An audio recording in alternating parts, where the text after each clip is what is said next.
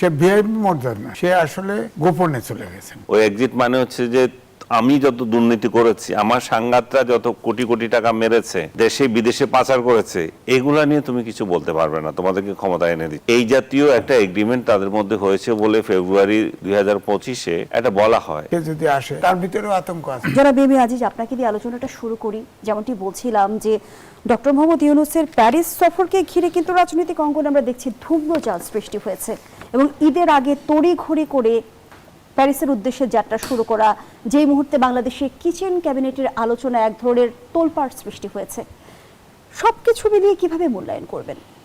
দেখেন, ওখানে যা কি করছে এটা তো আমাদের কাছে প্রমাণ নাই, তবে মাস মিডিয়ায় এটা নিয়ে কথা হচ্ছে। তিনি 27 তারিখে ভোর 7টার সময় টার্কিশ এয়ারলাইন্সে প্যারিসে চলে গেছেন। সে ভিআইপি মর্যাদা নয়, সে আসলে গোপনে চলে গেছেন। এটাই হবে, তার সাথে তার এক বান্ধবী আছে। তো ওখানে গিয়ে শোনা যাচ্ছে আইরিশ রিপাবলিকান আর্মি, রাশিয়ান বাহিনী, তাদের সাথে আলোচনা হচ্ছে, বলা হচ্ছে। আমি তো দেখলাম যে ইউটিউবে বলছে, আমি দেখলাম, শুনলাম। সুতরাং ওখানে তার সম্পর্কে ধারণাটা কেন তৈরি হয় তা নিয়ে তো কারো অ্যাসেসমেন্ট নাই। সে যে কী করবে তা তো বলা যায় না। দেশটাতে ফোকলা করে চলে গেছে সে। এখন আবার নতুন করে এই -2 -3 সরকার ফেলায় দেওয়া, এই ষড়যন্ত্র তো সে করতে পারে। এই কারণে হয়তো প্যারিসে নিরাপদে যায়, ওখানে করতেছে। বাংলাদেশে তো তার পক্ষে একা হাঁটা সম্ভব না। সে ধরেন আপনার এসএসএফের, সে 1 বছরের জন্য এসএসএফের পাহারা আছে না তার, সে মানে 7টার সময় লুকায় গেল কেন কেউ জানলো না। কোনো ভিআইপি প্রোটোকল নেই, কিচ্ছু নেই। সে পালায় গেছে, পালায় গেল, গোপনে গেছে। তার সাথে তার এক বান্ধবী ছিল, এটি আলোচনা। সে কি পালিয়ে গেছে? এটা তো পালিয়েই যাওয়া। সে যাবে, সে প্রধান উপদেষ্টা ছিলেন, তিনি সরকার প্রধান ছিলেন, তিনি এসএসএফ তার এখনো পাহারা আছে 1 বছরের জন্য। তিনি ওখানে যাবেন, ভিআইপি মর্যাদায় যাবেন, জানাজানি করে যাবেন। অনেকেই তো, আমি যেটা শুনলাম যে সে খুব অনেকটা গোপনীয়তা ভাবে সে পার চলে গেছে। যদি কেউ আটকায়, তার ভিতরেও আতঙ্ক আছে, তো আতঙ্ক আছে। কারণ এই যে কিচেন ক্যাবিনেট আলোচনা হচ্ছে ইত্যাদি ইত্যাদি। সুতরাং এখানে সে অনেক খারাপ কিছু করতে পারে, কারণ সে যতটুকু কথা বলে না, কিন্তু তার মতো লোভী লোক আমার কাছে মনে হয় নাই। আমি কিন্তু বলেছি যে আমি একটা ছাগল, আমি তার পক্ষে টকশো করেছি, তার পক্ষে আমি লিখেছি, প্রমাণ আছে। কিন্তু আমি বুঝিনি, একমাত্র শেখ হাসিনা তাকে বুঝেছিল। আমি ছাগল, আমি বুঝতে পারিনি। আমি এই টকশোতে তার পক্ষে গিয়ে অনেক হ্যাকেল হয়েছি, কিন্তু লিখেছিও তার পক্ষে। তারপরেও আমি দেখলাম যে আমার কাছে মনে হয়েছে সে একটা জাতীয় সম্পদ। সে যদি আসে, সে নিজেও বলতো যে দেশে নানান রকম অর্থ সাহায্য ইত্যাদি ইত্যাদি আসবে, দেশটা আপনার সিঙ্গাপুর হয়ে যাবে, অমক হয়ে যাবে ইত্যাদি ইত্যাদি। কিন্তু সে আসার পরে দেশটা একদম ফোকলা করে ফেলছে, তরুণ সমাজ ধ্বংস করে দিছে। তরুণদের কোনো আর সুযোগ নেই, তরুণদের শেষ, অর্থাৎ 3-4টে জেনারেশন সে শেষ করে দিছে। একটিবারের জন্য বলে নাই যে নেপালের তরুণরা আন্দোলন করেছে, 35 বছরের একটা ছেলে প্রধানমন্ত্রী। এখন তো ওইরকম যদি সে করতো, সে ক্ষমতার লিপসা না করে যদি নির্বাচন দিত, তাহলে আওয়ামী লীগের অবস্থা ঠিক নেপালের মতো হতো এবং তরুণরাই জিতত। এই তরুণদেরকে ব্যবহার করছে, মব করে, এই করে সেই করে মব তরুণদেরকে এত বিতর্কিত করে ফেলছে, এই তরুণদের আর কোনো সম্ভাবনা নেই। আবার আগামী আপনার 50 বছর এই তরুণরা আর কোনো আন্দোলন করতে পারবে না, এদের কেউ বিশ্বাস করবে না। তরুণদের কাহিনী তো অনেক শুনতেছি, আগেও শুনেছি, এখনো শুনছি। এই তরুণদেরকে একটা বার বলে নাই লেখাপড়া করো, বাবারা এটাও করো, সবসময় বলছে তোমরা উদ্যোক্তা হও। সে একজন কি ব্যবসায়ী, 2 নম্বরই ব্যবসায়ী, সবাই 2 নম্বরই ব্যবসায়ী ঢুকাইতে চায়। তার নামে দেখেন কত কিছু করছে। এই যে দিয়ে বাড়ি উত্তরা যান, অর্ধেক কিনে ফেলছে সে, কিন্তু তার ব্যক্তিগত নামে না, হয় গ্রামীণ ফোনের নামে, না হলে ওই গ্রামীণ ব্যাংকের নামে ইত্যাদি ইত্যাদি করছে। তো সুতরাং এখন সে বিদেশে গেছে, বিদেশে এখন তো যাওয়ার তার দরকার ছিল না, সে গেছে। যাওয়ার পরেও এত সকালে কেন গেল? সে আর একটু ভিআইপি মর্যাদা জানাজানি করে সে পেপার পত্রিকায় দিয়ে যাবে না? কোনো খবর নাই, হঠাৎ করে মাস মিডিয়ার মাধ্যমে আমরা শুনতেছি সে বিদেশে গেছে, এবং এও শুনতেছি ওখানে যা বৈঠক করতেছে। এই বৈঠককে সে ধ্বংসাত্মকও করতে পারে, নাও করতে পারে, প্রমাণটা আমাদের কাছে নাই। তবে যেটা শুনতেছি, সে কিন্তু যতই বলেন, আমার মনে হয় ক্ষমতার লোভ কিন্তু তার দারুণ দারুণ। সে কিন্তু ক্ষমতা ছাড়তে চায় নাই, বাধ্য হয়ে ক্ষমতা ছাড়ছে, এবং সে আবার এই দেশটাকে ধ্বংস করার ষড়যন্ত্র সে করতে যদি পারে। ক্ষমতায় ছাড়তে না চেয়ে থাকে তাহলে নির্বাচন আয়োজন কেন করেছিল? নিজেরা তো বাধ্য হয়ে আয়োজন করছে। কারণ আমি আগেও বলেছি যে বিএনপি ইউনিসের ফাটাবাসের চিপায় পড়ছে, খালি প্রতিবাদ করে না, খালি কোনো মতে নির্বাচন চায়, নির্বাচন চায় করতে করতে 18 মাস পার দিছে, 18 মাস পার দিয়ে 18 মাস পরে নির্বাচন দিছে। তো এই জন্য আমি বলছি যে ইউনিস তো নির্বাচন দিতে চায় নাই। আর আমাদের পলিটিশিয়ানরা, যে ছাত্ররা, তাদেরও এবং আর্মি সব মিলেই তো এটা করছে, তাদের মাথায় ধরে নাই যে ইউনিস এই একটা ভ্যাকুয়াম তৈরি করে ফেলবে, নেপালের মতো ইলেকশন দিয়ে দিত। কিন্তু অন্তর্বর্তীকালীন সরকার আমরা দেখলাম যে শাসনামল 18 মাস দীর্ঘায়িত হলো, এজেন্ডা বাস্তবায়ন হয়েছে কি? কিচ্ছু হয়নি, কিচ্ছু হয়নি। সে তো নিজের এজেন্ডা বাস করে ছাত্রদেরকে নানা জায়গায় বিতর্কিত করছে, নানান জায়গায়। আগে তো ছাত্ররা টকশোতে আসতো, V8 গাড়িতে চলে আসতো। আরে ভাই, ভ্যান গাড়ির থেকে রুটি খাইতো, তারা V8 গাড়ি তোলে। এখন তো শুনলাম সিটি কর্পোরেশন 35 কোটি টাকা লয়ে গেছে দুইজন ছাত্র। বলেন এদের ভোট দিবে কেউ? ভোট দিবে? আর কেউ কি তারা লিডারশিপ কেউ মানবে? এখনো তারা করতেছে। দেখেন, এই জন্য বলছি যে সে এই দেশটাকে নিউ জেনারেশন ধ্বংস করে দিচ্ছে বিজ্ঞানের যুগে, এবং দেশটাকেও সে একদম ব্যাংক্রাফট বানায় দিচ্ছে। অসংখ্য ধন্যবাদ জানাচ্ছি জনাব এম এ আজিজ। জনাব আনিস আলমগীর, আমরা অন্তর্বর্তী সরকারের শাসনামলেই শুনেছিলাম সেফ এক্সিট প্রসঙ্গটি। ডক্টর ইউনূসের এই প্যারিস সফর কি কোনোভাবে সেফ এক্সিটের সেই, যদি আমরা বলি যে, অংশ কিনা? না, আমার মনে হয় এটা একটা ভুল বোঝাবুঝি হচ্ছে, যে সে বাংলাদেশ হচ্ছে তার জন্য একটা সোনার হাঁস। এখান থেকেই তো নিয়ে খাবে, এখান থেকে তো কোটি কোটি টাকা সরকারে কোষাগারে সে দেয় না, যত দুর্নীতি, যত তার ব্যবসা, সবকিছু তো এখান থেকে সে সেফ এক্সিট নিয়ে কোথায় যাবে? কারণ এক্সিটের প্রশ্ন কখন আসে? যখন আপনি তার বিরুদ্ধে মামলা করবেন সে ধারণা করে। কিন্তু জনাব এম এ আজিজ যেমনটি বলছিল তিনি পালিয়েছেন, আসলেই কি তাই? আমার মনে হচ্ছে না উনি পালিয়েছেন। উনি ওইখানে কোনো ষড়যন্ত্র করতে গেছেন, বা ওনার তো বিদেশ ছাড়া ওনার বাঁচে না। যেমন দেখেন না আপনি, 14 মাসের শাসনে সে 14 বার বিদেশে গেছে, এবং বাপ টাকা খরচ করে ওর রাজকীয় করে বিমান ভাড়া করে যতগুলো লোক নিয়ে গেছে। তো এবার তো তার বান্ধবী ছাড়া, উনি যেটা বললেন, তার কথিত বান্ধবী ছাড়া আর কেউ কে গেছে আমি জানি না। বাট আমি মনে করি যে এটা তার পার্সোনাল সফর, আর কিছু ষড়যন্ত্র যেগুলো আভাস পাওয়া যাচ্ছে হইতে পারে, এটা আমি এখনো জানি না। কিন্তু এখনো পর্যন্ত প্রকাশ্যে যে নিউজগুলো আসছে, সেখানে প্যারিসের মেয়রের সাথে বৈঠক করেছিল, আরেকজন ছোটখাটো একজন ক্রেডিট প্রোগ্রামের একটার সাথে দেখা হয়েছিল, যে এনজিও প্রোগ্রামে। এটা ফ্রান্সের এক মন্ত্রী ছিল, সেখানে তরুণীদের আগামী প্রজন্ম, তরুণ নেতৃত্ব আসবে, তরুণীরাই দেবে, এই জাতীয় মানে বাকওয়াজ বক্তৃতা, যেটা সে সবসময় দিয়ে আসে, ওই ধরনের একটা বাকওয়াজ বক্তৃতা দিয়েছে। আমি যতটুকু জানি সে 3 তারিখে চলে আসবে, 3 জুনে চলে আসতেছে। কারণ বাংলাদেশ ছেড়ে কেন যাবে?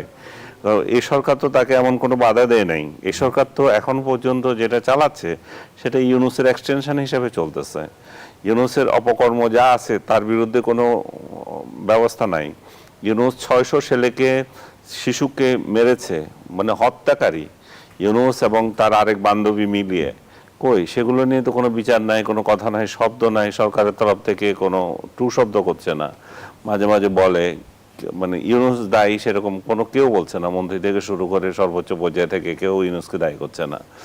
ইউনূস গণতন্ত্র হত্যা করছে বাংলাদেশে, যে 18 মাসে যেভাবে সমাজকে বিনষ্ট করছে, যেভাবে মানে কি করব, প্রত্যেকটা সেক্টর নষ্ট করে দিয়ে গেছে। তার জন্য তাকে জবাবদিহিতে আনার জন্য বারবার যখন রিট করা হয়েছিল, তার দুর্নীতি নিয়ে কথা উঠছিল, কোনো কিছুই আইনের ছোঁয়ার বাইরে ছিল সে। কারণ এগুলো সব আদালত থেকে ফেলে দিচ্ছে। রহস্যজনক নীরবতা কেন? এর পেছনে কোনো কারণ আছে কিনা? ইউনূস সম্পর্কে সরকারের নীরবতা রহস্যজনক এক নীরবতাই তো বলছেন। এটাই হচ্ছে যে সেফ এক্সিট যেটা আপনি বলছেন, ওই এক্সিটের পার্ট। ওই এক্সিট মানে হচ্ছে যে দেশ ছেড়ে চলে যাওয়া না। ওই এক্সিট মানে হচ্ছে যে আমি যত দুর্নীতি করেছি, আমার সাংঘাতরা যত কোটি কোটি টাকা মেরেছে, দেশে বিদেশে পাচার করেছে, এগুলা নিয়ে তুমি কিছু বলতে পারবে না, তোমাদেরকে ক্ষমতা এনে দিচ্ছি। এই জাতীয় একটা এগ্রিমেন্ট তাদের মধ্যে হয়েছে বলে ফেব্রুয়ারি 2025-এ এটা বলা হয়। এবং ডক্টর ইউনূস সম্পর্কে সরকারের যে মনোভাব এবং বিরোধী দল জামাত সহ অন্যরা যেভাবে কথা বলতেছে যে সেই অংশের সেই চুক্তির অংশ কিনা যে তার সম্পর্কে নীরব থাকা, এটা কিন্তু মানুষের মনে প্রশ্ন দেখা দিয়েছে। ইউনূস আবার আরেকটা বাতাস তুলে দিয়েছে যে তাকে রাষ্ট্রপতি করা হতে পারে। ইউনূস এবং তার চেলারা, যেমন ওই যে ডাস্টবিন শফিক গ্রুপ আরো যারা আছে, এরা এমন একটা বাতাস তুলতেছে যে ইউনূসকে আবার ক্ষমতায় আনা হবে। এবং তারা কিন্তু কেউ ত্যাগ করে না। ইউনূস কয়দিন ধরে একটু নীরব ছিল, কিন্তু তার যে সাঙ্গপাঙ্গা যারা ছিল, এই যে আরেকটা আউট, এই যে ওর নাম কি জানে, সিনেমা বানায় ফারুকি, ও সহ সবগুলো আবার ইউনূসের চাটাচাটি শুরু করে দিয়েছে। এই চাটাচাটির অর্থ হচ্ছে যে ওরা একটা ইমপ্রেশন দিতে চায় পাবলিকের কাছে যে ইউনূস কিন্তু শেষ হয় না, ইউনূস আবার আসতেছে, ক্ষমতা আসতেছে। তাকে মুদ্রার ওপিঠের গল্প তো আছে। আমরা তো দেখছি উপদেষ্টা পরিষদের সদস্যরাই এখন কিচেন ক্যাবিনেটের কথা বলছে, এক একজন কিন্তু বিভিন্ন বিস্ফোরক দাবিও। না, ছিল যে কথা ছিল যে উনি সেখানে যে গিয়েছেন, ষড়যন্ত্রের যে বিষয়টা এখন সোশ্যাল মিডিয়ায় উঠেছে, দুইটা সশস্ত্র অর্গানাইজেশনের সঙ্গে তার বৈঠক, যেগুলো বিভিন্ন দেশে গুপ্ত হত্যার জন্য লোক পাঠায়, ওই ধরনের অর্গানাইজেশনের সাথে ওনার এই মুহূর্তে বৈঠকের কেন দরকার হলো? তার মানে কি উনি বাংলাদেশে আরেকটা এই ধরনের কোনো টালমাটাল পরিস্থিতি সৃষ্টি করতে চান কিনা? এগুলো সব আলোচনা, এগুলো স্পেকুলেশন। আমি পার্সোনালি এটা বিলিভ করছি না, আবার ফেলেও দিচ্ছি না। 11 সময় আমরা দেখেছিলাম -2 ফর্মুলা বেশি আলোচিত ছিল, বর্তমান সময়ে একই ফর্মুলার কথা বারবার বলা হচ্ছে। আছে, এই সরকারকে যদি করতে পারে, মাইনাস করতে পারে, মনে করেন 5 আগস্ট দিয়ে বাংলাদেশের সবচেয়ে বড় একটা রাজনৈতিক দল, তাকে আপনি মাইনাস করে দিয়েছেন। এখন যদি আরেকটা বড় রাজনৈতিক দল যারা এখন ক্ষমতায় আছে, তাদেরকে যদি আপনি মাইনাস করতে পারেন, তাহলে কার সুবিধা হবে? তাহলে সুবিধা হবে জামাত আর এনসিপি বা ওই গং উগ্র দক্ষিণপন্থী যারা আছে, তো তাদেরও তো খায়েশ আছে যে তাহলে বাংলাদেশের রাষ্ট্র ক্ষমতায় যেতে চায়। এবং আপনি ইউনূস সম্পর্কে যদি কোথাও সোশ্যাল মিডিয়ায় কমেন্ট করে দেখেন বা কোনো আলোচনা করে দেখবেন যে যাকে বট বাহিনী আপনাকে আক্রমণ করছে, এবং তার মানে জামাত এবং এই যে এনসিপি আক্রমণ করছে, এবং তার মানে সে তাদের গুরু হিসেবে আছে, তাদেরকে প্যাট্রোনাইজ করেছে। তারাই তো চেয়েছিল যে ইউনূসকে আর 5 বছর রাষ্ট্র ক্ষমতা রেখে দিতে, যাতে করে এই উগ্রবাদের চর্চা আরো ভালো করে হতে থাকে এবং বিভিন্ন জায়গায় তারা শিকড় গজাতে পারে। এখন যে শিকড় গড়াচ্ছে, যে ভেরি রিসেন্টলি যে দুইটা, আপনি হয়তো ওই প্রসঙ্গ আসবেন, যে কুমিল্লার কথা বলছে, যে কুমিল্লা জেলা পরিষদ থেকে যে টাকা নিয়ে গেছে, দেখা যাচ্ছে যে একজন সমন্বয়ক নিয়েছে 10 কোটি টাকা, আরেকজন সমন্বয়ক নিয়েছে 15 কোটি টাকা। কিন্তু তার থেকেও বড় খবর আছে, আজকে আরেকজনে বলতেছে যে 120 কোটি টাকার মতো নিয়ে গেছে জামায়াতে নায়েবে আমির তার এলাকার জন্য। আমি জানি না সত্যতা কতটুকু, এটা উনি হয়তো জবাব দিতে পারবেন, যেহেতু অভিযোগ উঠেছে। তো তার মানে কি, আর পার্শ্ববর্তী অন্যান্য উপজেলাগুলোতে পেয়েছে 10 লাখ 20 লাখ করে, কোথায় লাখ আর কোথায় কোটি। তার মানে এগুলো কিভাবে পেয়েছে ইউনূস? তার মানে ইউনূস যে শাসনটা চালিয়েছিল 18 মাসের, যে পুরোটাই তো ছিল এই জামাত আর এনসিপি শাসন। তার সরকারে তারা ছিল, তাদেরকে টাকা দিয়ে তারা তাদের এলাকাগুলোতে ডেভেলপমেন্ট করেছে, ভোট আদায় করেছে, নীল নকশার নির্বাচন করেছে। সো ইউনূসের পক্ষে অস্বাভাবিক কিছু না। সে যদি ক্ষমতার গন্ধ পায়, তাহলে যে কোনো কিছু করতে পারে। মানে বাংলাদেশে আরো যদি কয়েক লক্ষ লোক মারতে হয়, তাহলে ইউনূস সেটাও করতে আগ্রহী। তার কোনো ইয়ে নেই। সে গিয়েছে, তার সুবিধা অনুযায়ী আবার চলে আসবে। আমি জানি সে 3 তারিখে আসবে, এবং ওইখানে যে পালিয়ে আছে সেটা ঠিক না, ওইখানে বিভিন্ন কর্মসূচিতে অংশ নিচ্ছে। তবে গোপনে গিয়েছিল, এবং তার জন্য ওখানে প্যারিসে আওয়ামী লীগের লোকজন বা বাংলাদেশি অনেকেই আগ্রহ করে অপেক্ষা করছিল ডিম মারার জন্য। সে গোপনে আরেক দরজা দিয়ে চলে গেছে, তাদের সাথে দেখা হয় না। এবং কোন হোটেলে আছে এটা নিয়ে ধূম্রজাল ছিল। রাস্তা একটা ছবি আছে, সে আর তার কথিত বান্ধবী হেঁটে যাচ্ছে, এটা দেখে মনে হতে পারে যে প্যারিসে বোধহয় খুব নিরাপদে হেঁটে যাচ্ছে। না, এগুলো হচ্ছে সিম্বলিক। সেখানেও যদি সে নিরাপদে হাঁটতে চায়, মানে যদি ঘুরতে চায়, ওখানে ডিম কিন্তু অপেক্ষা করছে। সো একটা আতঙ্কের মধ্যে আছে, এবং তার নিজস্ব প্রোগ্রামগুলো গোপনীয়তার সাথে করছে সে। এবং দু একজন লোকের সাথে মিটিং করার কথা বলেছে। এগুলো হতেই পারে, দক্ষিণপন্থী 2-4 লোক তো তার সমর্থনে থাকবে এবং ওইখানেও আছে। তারা তো যারা বাংলাদেশকে অস্থিতিশীল করতে চায়, বাংলাদেশকে একটা উগ্র মৌলবাদী রাষ্ট্র বানাতে চায়, তাদেরও তো অংশ সেখানে তার সাথে যোগাযোগ করবে এবং সেটা করেছেও তার সাথে। অসংখ্য ধন্যবাদ জানাচ্ছি জনাব আনিস আলমগীর। জনাব এম এ আজিজ, একদিকে অন্তর্বর্তীকালীন সরকার উপদেষ্টারা, সাবেক উপদেষ্টারা এখন অভিযোগ করছে যে 7 সদস্যের কিচেন ক্যাবিনেট অন্তর্বর্তী সরকারকে নিয়ন্ত্রণ করত। অন্যদিকে আমরা দেখছি একের পর এক বেরিয়ে আসছে জেলা পরিষদ থেকে আসিফ 15 এবং হাসনাতের 10 কোটি টাকা বরাদ্দ নেয়ার বিষয়টি। সেই সঙ্গে জনাব আনিস আলমগীর মাত্রই জানালেন যে 120 কোটি টাকা জামায়াতের নায়েবে আমির বরাদ্দ নিয়েছিল। তাহলে কি অন্তর্বর্তী শাসনামলে স্বেচ্ছাচারিতার রামরাজত্ব ছিল? না, দেখেন, অন্তর্বর্তীকালীন সরকারটা আলটিমেটলি জামাত এবং এনসিপির হয়ে গেছিল এবং ইউনূস তাদের নেতা হয়ে গেছিল। আপনি খেয়াল করে দেখেন, এনসিপি সম্পর্কে ইলেকশনের আগে বলেছিল সে যে অনেক তরুণ নির্বাচনে জিতবে, অনেকে মন্ত্রীও হবে, এটা বলছে না। এবং 2-1টা সিটে, জামাতের আমিরের সিট, তারপরে এনসিপির আহ্বায়কের সিট, এটির নিয়ে কিন্তু কনফিউশন আছে। অনেক জায়গায় যান, তাদের নাকি ভোট টোট কম ছিল কিন্তু পাশ হয়ে গেছে। তো এই জন্য আমি বলি যে ডক্টর মোহাম্মদ ইউনূসকে প্রেডিক্ট করা আসলেই মুশকিল, আসলেই মুশকিল।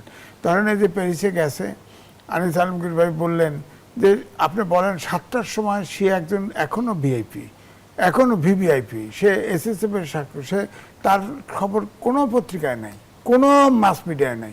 বিদেশে যা হাঁটতেছে তারপরে খবর আসছে, মাস মিডিয়ার মাধ্যমে আমরা জানতেছি। তো এটা গোপনে দেওয়া না, সোশ্যাল মিডিয়া, সোশ্যাল মিডিয়ায় এটা দেওয়া, গোপনে দেওয়া না, সে প্রকাশ্যে যায় নাই।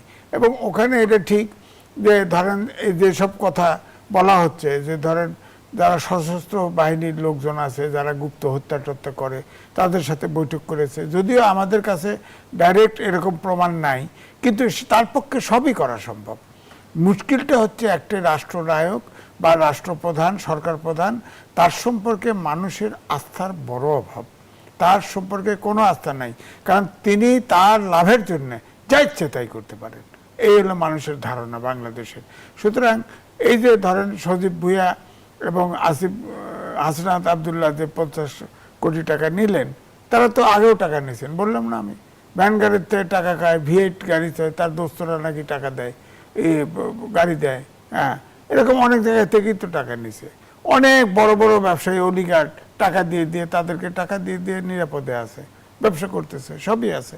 সুতরাং অর্থাৎ দেশটাকে, যেটা উনি বলেছেন যে ওখান থেকে যদি সে ক্লু পায়, সুযোগ পায়, তাহলে সরকারের পতন ঘটাই দিতে পারে।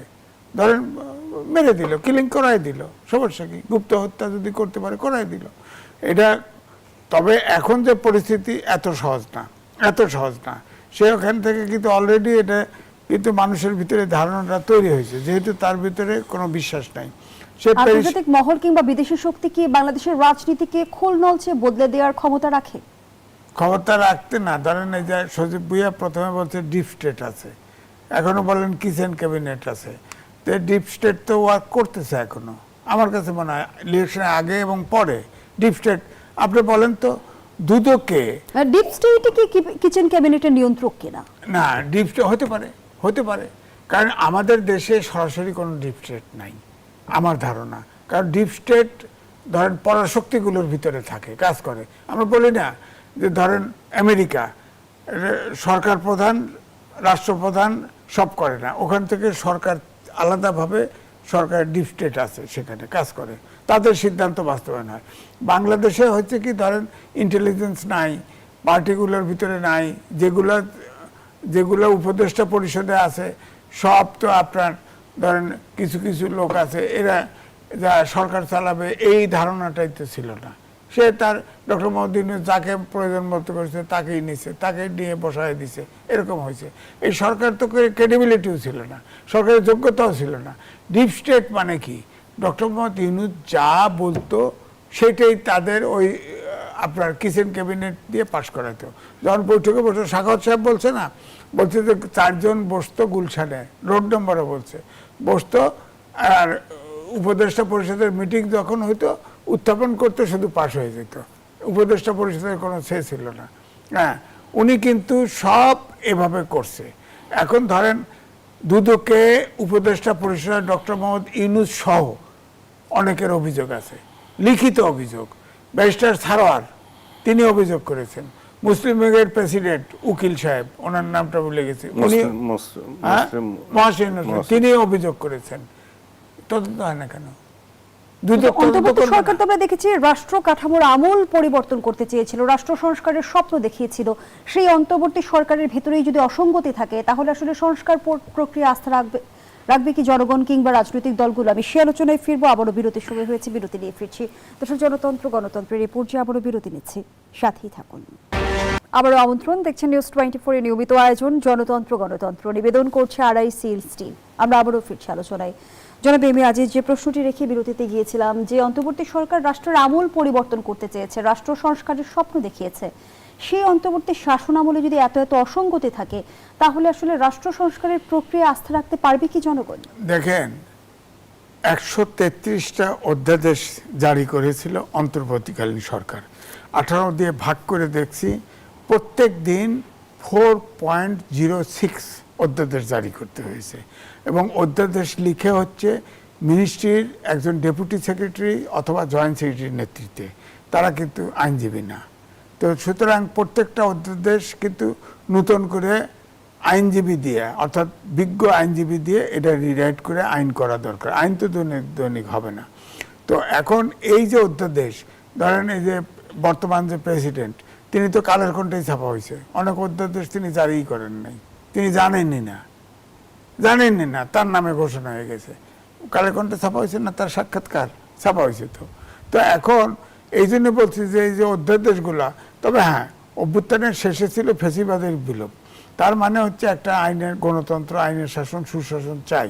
যে জায়গায় গণতন্ত্রের জন্য, আইনের শাসন, সুশাসনের জন্য যেখানে যেখানে আপনার সংস্কার দরকার, সেগুলো তো ইউনিট সরকার অধ্যাদেশ জারি করুক আর না করুক, এই বর্তমান পার্লামেন্ট তো করা উচিত ছিল।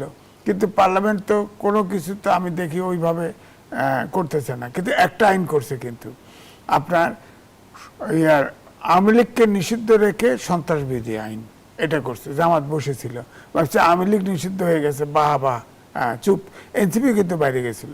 এখন এই যে আইন 1974 সালে স্পেশাল পাওয়ার অ্যাক্ট আছে, এই অ্যাক্টে 15ই আগস্টের পরে মোস্তাক যে জেলে ঢুকেছিল, 80% লোক এই স্পেশাল পাওয়ার অ্যাক্টে ঢুকাইছিল। এবারে যে এই আইনটা করা হলো, এটাও একটা কালো আইন। আপনি বলেন, এখন যদি এনসিপি বা জামাত ইসলাম যদি আন্দোলন করে আইন শৃঙ্খলা পরিস্থিতির অবনতি ঘটায়, তাহলে বিএনপি 2/3 মেজরিটি নিষিদ্ধ করতে পারবে না? পারবে তো। আবার ধরেন জামাত যদি ক্ষমতায় যায় পরে, এই আইনে বিএনপিকে নিষিদ্ধ করতে পারবে না।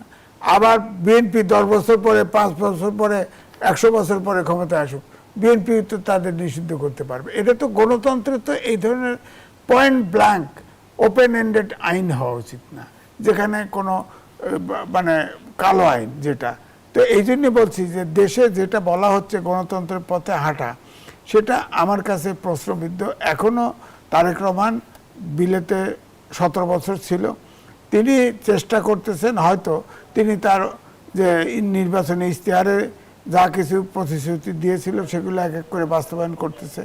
কিন্তু দেশের তো অর্থ নাই, বিনিয়োগ নাই, ব্যবসা নাই, কি করবে বলেন?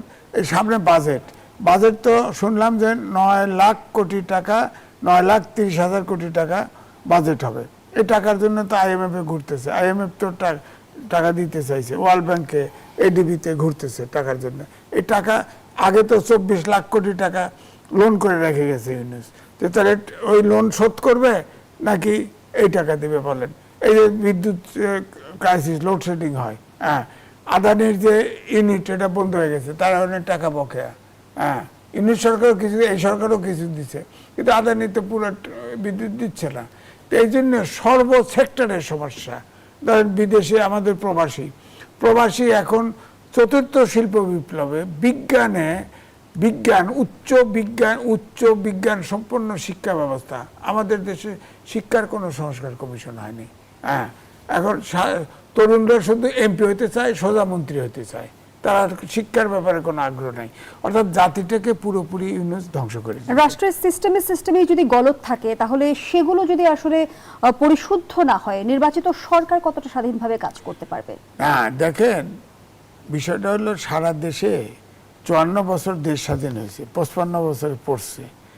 আমরা কিন্তু জাতি গঠনের ব্যাপারে কোনো সরকার কিন্তু কোনো লক্ষ্য করে নাই জাতি গঠন। দেখেন বাংলাদেশে প্রায় 12 প্রকারের ইংরেজি, বাংলা, আলিয়া, কওমি মাদ্রাসা আছে। 12 সবাইকে মাস্টার ডিগ্রি দেওয়া হয়, যার ফলে কোনো জাতীয় ইস্যুতে আমরা একমত হতে পারি না। আমরা কোনো জাতি, এটা তো বিপ্লব হয় না, অভ্যুত্থান তো বিপ্লব হয় নাই। আরে 62 লেনিনও তো 2 যুগ লাগছে কালচারাল বিপ্লব করতে, মানুষের মনোজগৎ পরিবর্তন করতে। আমরা তো কোনো জাতি গঠন করি নাই। এখন তো জাতি গঠন করিনি, এখন যে জায়গায় হাত দেয় সেখানেই দুর্নীতি, সেখানেই স্বজনপ্রীতি। আপনি দেখেন কিভাবে এই দেশ ঠিক হবে, আমি তো আমার মাথায় দেয় না। এই যে এআই চালু করছে বলেন, ট্রান্সপোর্ট সিস্টেম ব্যাটারি চালিত রিক্সা চলে, কেউ কেউ তো একদিক থেকে ট্রাফিক ছেড়ে দিচ্ছে, আর একদিক দিয়ে আসতেছে। হ্যাঁ, এআই আছে, লন্ডনেও গেছে, লন্ডনে পরিবার সহ 10 দিন ছিলাম, দেখেছি এআই সব নিয়ন্ত্রণ করতেছে, কোনো লোক নাই। লন্ডনে এত পুরনো শহর, হ্যাঁ, সেখানে দোতলার উপরে বাড়ি নেই। আমরা তো সব টাকা খায় সব 20 তলা 12 তলা পারমিশন দিয়ে দিয়েছি। এখন ওখানে যে গাড়ি চলতে হবে, 7% একটা আইডিয়াল শহরে কমপক্ষে 25% ফাঁকা জায়গা থাকতে হয়, আমাদের আসলে 7%। তারা আবার ফুটপাত দখল করে। এই সরকারের আমি শুনলাম যে ফুটপাতও নাকি আবার তাদেরও ট্যাক্সের আওতায় আনবে। তো মানুষ চলবে কোথায়, মানুষ থাকবে কোথায় বলেন, দেশটা চলবে কি? অসংখ্য ধন্যবাদ জানাচ্ছি জনাব এম এ আজিজ। জনাব আনিস আলমগীর, বাংলাদেশের রাজনীতিতে একদিকে আলোচনা ডিপ স্টেট, অন্যদিকে কিচেন ক্যাবিনেট, অন্যদিকে প্রশাসনিক সিন্ডিকেটের কথা আমরা বহুদিন ধরে শুনে এসেছি। এবার আমলাতন্ত্রের রাজনীতিতে প্রভাবের কথাও শোনা যায়। সব মিলিয়ে রাজনীতির চ্যালেঞ্জগুলো কি? রাজনীতির চ্যালেঞ্জগুলো রাষ্ট্রটা স্থিতিশীল করা, প্রথম সৌহার্দ্য আনা, এগুলো এখন রাজনীতির সবচেয়ে বড় দেশটা বিভক্ত হয়ে আছে। আপনি এই বিভক্ত সমাজ নিয়ে রাষ্ট্র চালাতে পারবেন না, রাষ্ট্রের অর্থনীতি থাকবে না। এই যে আজকে রাত 12টা থেকে আবার পেট্রোল, অকটেন, তারপরে আপনার কেরোসিনের দাম বেড়ে গেছে। এই কয়দিন আগে বাড়িয়েছিল 20 টাকা করে বাড়িয়েছিল, এখন আবার যদি আরো 5 টাকা বাড়াইছে, 25 টাকা করে বাড়ায় যায়। ডিজেলটা দাম বাড়ায় নাই, তো মানুষ তো নাবিশ্বাস উঠবে যে প্রত্যেকটা জিনিস আপনি দাম বাড়াচ্ছেন। এই যে রিক্সার উপরে এখন অটো রিক্সা যেগুলো ছিল, ব্যাটারি চালিত রিক্সা, এদের উপর কর দিতে হবে। এবং রাষ্ট্রের জন্য একটার পর একটা দুর্যোগ অপেক্ষা করছে সামনের দিনগুলোতে। এই দুর্যোগগুলো যদি সম্মিলিতভাবে মোকাবেলা না করা যায়, যদি একটা আরেকটাকে কিলানোর পরিস্থিতি নেই, একদম সহজভাবে বললে আওয়ামী লীগকে রাজনীতিতে মাইনাস করে এই যে নিজেরা দেশ এগিয়ে যাবে, এই যে চিন্তা করে, রাজনৈতিক স্থিতিশীলতা যদি না থাকে তাহলে আপনার অর্থনৈতিক স্থিতিশীলতা থাকবে না। সেখানে বারবার হোঁচট খেতে হবে এবং বলবে যে আপনারা আওয়ামী লীগকে আনার জন্য কেন উদ্বিগ হয়ে গেছেন। আমরা আওয়ামী লীগকে আনার জন্য চাচ্ছি না, আমরা রাষ্ট্রের মধ্যে স্থিতিশীলতা চাই, রাজনৈতিক স্থিতিশীলতা চাই। এই যে একটা ঈদ গেল, অনেক লোক বাড়িতে গিয়ে ঈদ করতে পারে নাই, এই যে সংস্কৃতি, আপনি এই যে ক্ষোভ, এই যে বিক্ষোভ, যারা পারে না রাজনৈতিক প্রতিহিংসার জন্য, হাজার হাজার লোক এখনো জেলে পড়ে আছে। আপনি এইভাবে সমাজকে বিভক্ত করে ইউনূস যেটা শিখিয়ে গিয়েছে, বারবার বলছি ইউনূসের একটা এক্সটেনশন, সেটাই যদি আপনি চালাতে চান তাহলে স্থিতিশীলতা কোথায় আসবে? তো জনাব আনিস আলমগীর, আপনি স্থিতিশীল তো হবে না। আওয়ামী লীগকে মাইনাস করার কথা বলছিলেন। এই আলোচনাটা রাজনৈতিক মহলে যেমন রয়েছে, তেমনি আওয়ামী লীগ ফিরে আসার জন্য মানসিকভাবে প্রস্তুত কিনা, কিংবা রিফাইন্ড আওয়ামী লীগের আলোচনাটা যে আমরা শুনেছি বিগত সময়ে, সেটির আমরা কোনো ভবিষ্যৎ দেখেছি কি? সেটা আওয়ামী লীগ জানে তারা কি করবে, কিন্তু আপনি তো একটা নিষেধাজ্ঞা তকমা লাগিয়ে দিয়েছেন। আপনি যখন একটা নিষেধাজ্ঞা লাগিয়ে দেন, যখন স্বাভাবিক চলাফেরায় বাধা দেন, তারা একটা মিছিল করলে আপনি ধরে নিয়ে যাচ্ছেন, তাদেরকে মুক্তি দিচ্ছেন না, এই যে পরিস্থিতিগুলো রয়ে গেছে, এখানে তো রিকনসিলিয়েশনের জায়গা নাই। এখানে তো একজন আরেকজনের প্রতিপক্ষ হয়ে আছে। তো একটা দেশের মধ্যে যদি পারস্পরিক প্রতিপক্ষ থাকে তাহলে সে দেশ তো আগাবে না। একটা দেশকে আপনি একটা পরিবার চিন্তা করেন না, একটা পরিবারের মধ্যে আপনি কিছু লোককে, অর্ধেক লোক বলবো না, সিংহভাগ লোককে আলাদা করে দিলেন। তোদের কোনো অধিকার নাই, তোদের কিছুই নাই, তোরা কেউ জেলে থাকবি, তোরা কথা বললে তোদেরকে পিটাবো। তো এই যে পরিস্থিতি যদি থাকে একটা পরিবারের মধ্যে, তাহলে সে পরিবারটা যেরকম আগায় না, তাহলে রাষ্ট্রটাও সেরকম। রাষ্ট্রের মধ্যে আপনি তো এইগুলোকে দেশের বাইরে পাঠিয়ে দিতে পারছেন না। এই লোকগুলোকে জেলে আপনি কতদিন রাখবেন এবং অন্যায়ভাবে আপনি কিভাবে রাখবেন?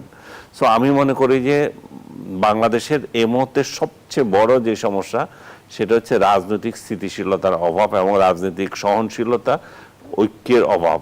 এই ঐক্য যদি না হয় তাহলে একটা একটা একটা আন্ডারস্ট্যান্ডিং আসতে হবে ক্ষমতাসীন দলের সঙ্গে, ক্ষমতা বিচ্যুত যারা আছে তাদের সবার সঙ্গে। আন্ডারস্ট্যান্ডিংটা কার সাথে কার হবে? বিশেষ করে বিএনপির সঙ্গে আওয়ামী লীগের হতে হবে, কারণ আওয়ামী লীগ একটা বড় শক্তি। আপনি তার সাথে যদি আন্ডারস্ট্যান্ডিংয়ে না যান তাহলে এক ধরনের থ্রেটের মধ্যে থাকবে। এই থ্রেট আপনার আমরা যে ডিপ স্টেটের কথা বলছেন, ডিপ স্টেট তখন আরো বেশি সুযোগ পাবে যে এগুলো খেলার বিশেষ করে অদৃশ্য একটা শক্তি, দেশি বিদেশি মিলেই তো শক্তি ক্ষমতার কে কুক্ষিগত করার জন্য। তো সেই জায়গায় তাহলে তারা আরো খেলার সুযোগ পাবে।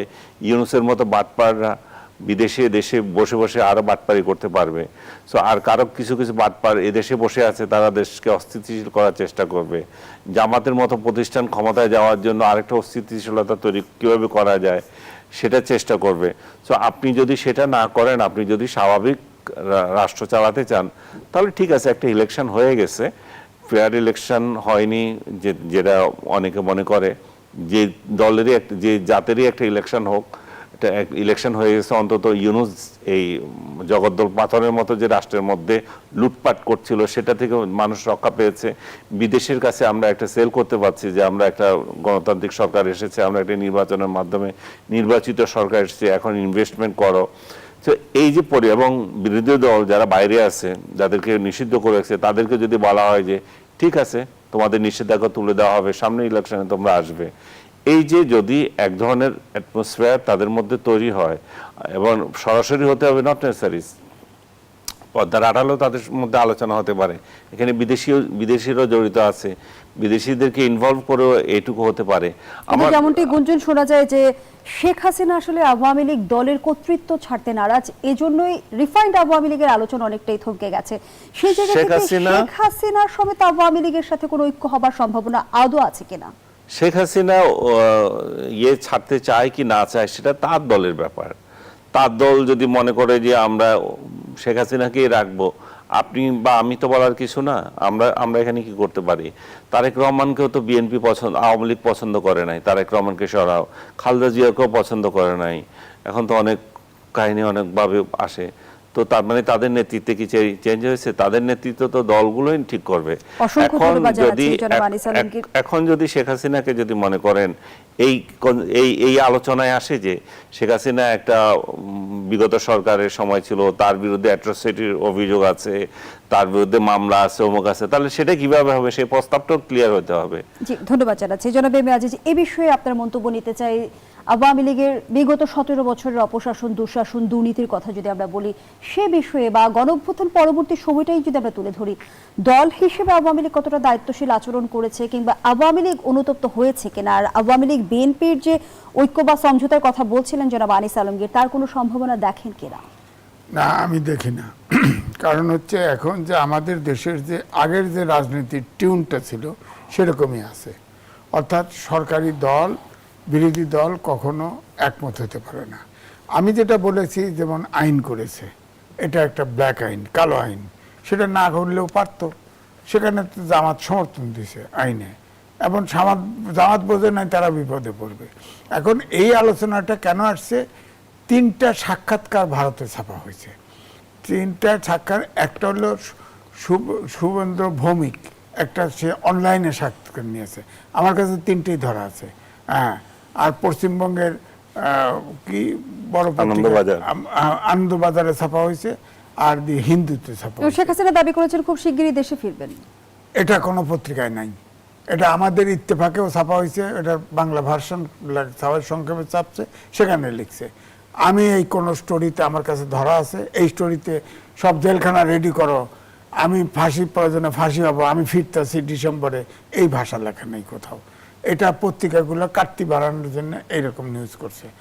আর শেখ হাসিনা যেটা বলা হয়েছে, ভারত থেকে যেটা শোনা কথা, এটা কিন্তু বেসিস নাই। তো ভারত থেকে একটা চেষ্টা করা হয়েছে যে একটা নতুন লিডারশিপ আওয়ামী লীগের দেওয়া, যারা নির্দোষ লোকজন দিয়ে। সেখানে শেখ হাসিনা সে রাজি না, সে তার পরিবার অথবা তার নেতৃত্ব লাগবে। এখন পরিবার তো নেতৃত্ব নাই। এখন শেখ হাসিনা এখনো যে পরিস্থিতি, শেখ হাসিনা যদি দেশে ফেরে তাহলে কিন্তু সব অভ্যুত্থানের শক্তি আবার এক হয়ে যাবে। তার জন্য এখানে এখনো পরিস্থিতি তৈরি হয় নাই।